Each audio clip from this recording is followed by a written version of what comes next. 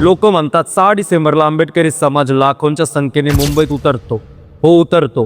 पण का उतरतो हे सांगायला कोणी तयार नसतं. हे लोक नाच गाणं करायला येत नाही, हे लोक जत्रा करायला येत नाही, हे लोक ज्ञानाच्या ओढीनं इथं येतात. 6 डिसेंबरला आंबेडकरी समाज सगळ्यात जास्त पुस्तकं विकत घेतो.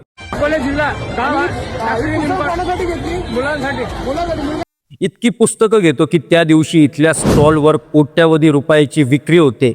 हा कचरा नाही, ही आहे ज्ञानाची भूक.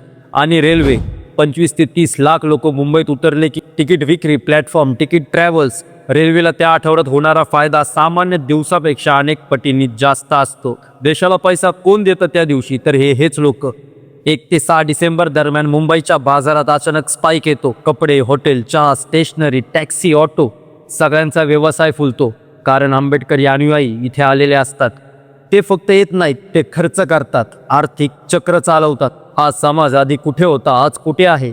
ज्यांना शिकू दिले नाही ते लोक आज डॉक्टर, इंजिनियर, अधिकारी, उद्योजक बनले. ज्यांना मंदिरात जाऊ दिलं नाही, त्यांना श्लोक हे वाचू दिले नाहीत, ते लोक आज संविधान वाचतात.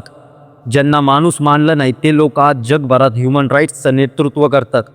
आणि हे सगळं कोणामुळे? एका माणसामुळे, एका नावामुळे, भीमराव रामजी आंबेडकर.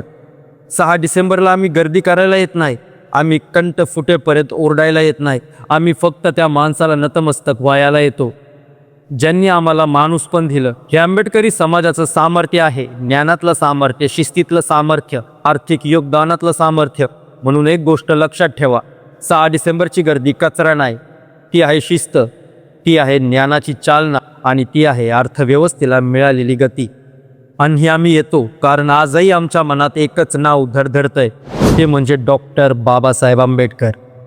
जय भीम, नमो बुद्धाय.